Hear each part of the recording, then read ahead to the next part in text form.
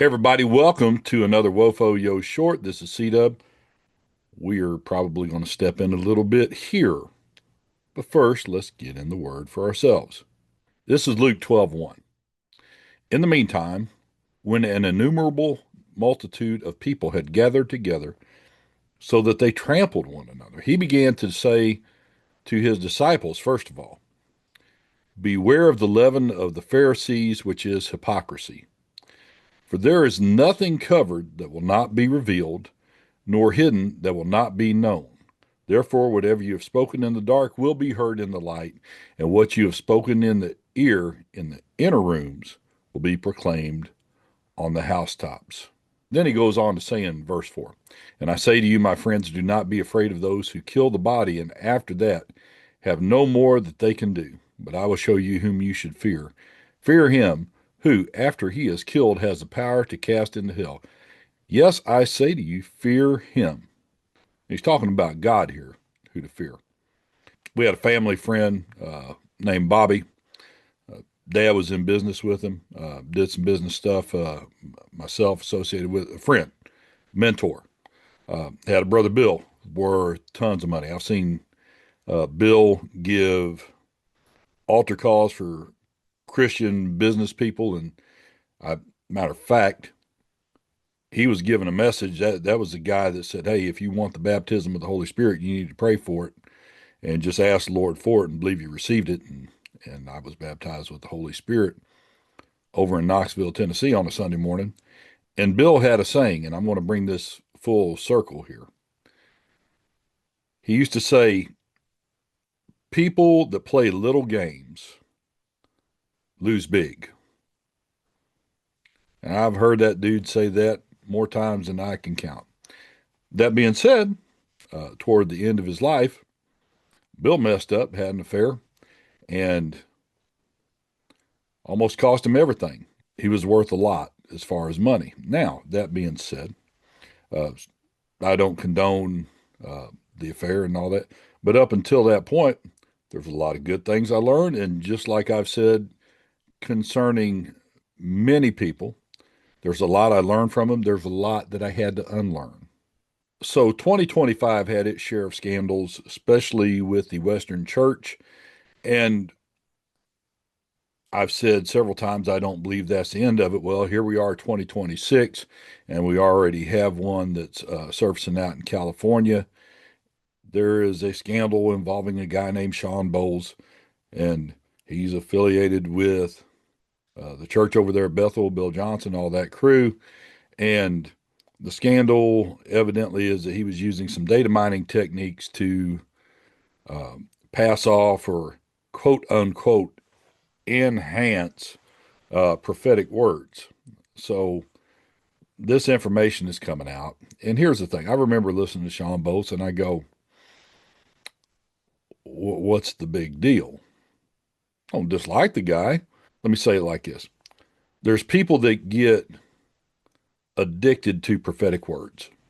There's people that get addicted to church. You're like, is that a bad thing? Can be. My favorite pastor, Pastor Jones out in Colorado, had a big time deliverance ministry. And he said the big thing about getting people delivered is if you don't have that relationship with Jesus develop, then all of a sudden they're just addicted to church rather than knowing the Lord, and they've passed it off. They're happy that there's this deliverance, but all of a sudden it's church, church, church, church, church all the time. And as soon as something doesn't go their way, there's a big danger of relapse. Big danger. And you have people like that with the prophetic community, and you see them, they're the prophecy addicts. And I'm going to write this down. I'm going to write this down. Well, you done the last word you got. And don't get me wrong, I have friends in there. I have friends in that community, and I highly respect them. This ain't raining on their parade any, but I will tell you this: when you get familiar with the real, it ain't too hard to figure out what ain't up to snuff. I'm not saying everything that I don't like is a fake or anything like that. No, I'm just saying you'll know there should be a witness in your spirit when you hear a prophetic word. It should be something that the Lord maybe couldn't put your finger on it, but when you know it, The Holy Spirit should be letting you know this is the truth right here. But here's the deal. Why? Why play the games? And this guy had a big platform. Maybe that was the reason why. Maybe it's somebody that started out with some legitimate gifting and now you're going to try and just improve the consistency. We wrote in our book, The Christian Self-Defense Manual. Uh, Bones and I both talked about it. The thing that I've seen ruin more ministers that have a pulpit traditional ministry is this, especially if there's some kind of prophetic or apostolic thing. But I've even seen this with teachers and pastors. You ain't always got to have a word. It's the pressure to perform and the pressure for the fire to fall and lightning to hit. And all of a sudden, we start resorting to theatrics and showmanship, and we start resorting to technology to fill those gaps of what happens when there's a legitimate encounter with Jesus Christ. And Bones and I, we always harp on the light shows and the smoke machine and all this stuff and the big sound system. That's just technology trying to imitate what the Spirit does legitimately, because I've seen it done legitimately. And data mining to try and have an accurate prophetic reading on somebody is no different. So, what's the solution? Know Jesus. Don't just say you know Jesus, like really know Jesus. Get alone from all the distractions, all the BS that's coming at you. Make sure that you have some time. I'm telling you, make sure you have some time away from your family. Make sure you have some time away from your friends. Isolate yourself for a period of time. Get out in nature. Get in your prayer closet. Let them know I ain't doing nothing but getting alone to know the Lord. And then you got to come back and then you got to lead. You have to come back and then make sure that you're a good witness for that relationship that develops. Because there's nothing done in the darkness that's not going to be made known and not going to come to light. Let's not play little games. Let and let's not try and hype up everything to say, "Oh, this is so anointed and that's so anointed." And, oh, isn't that great, brother?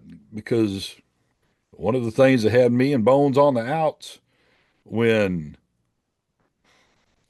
certain friends of ours, people we loved, hey, brother, ain't that great? And we're like, no, what's the big whoop? You're supposed to say, yeah, yeah, this is great, that's great, everything's great.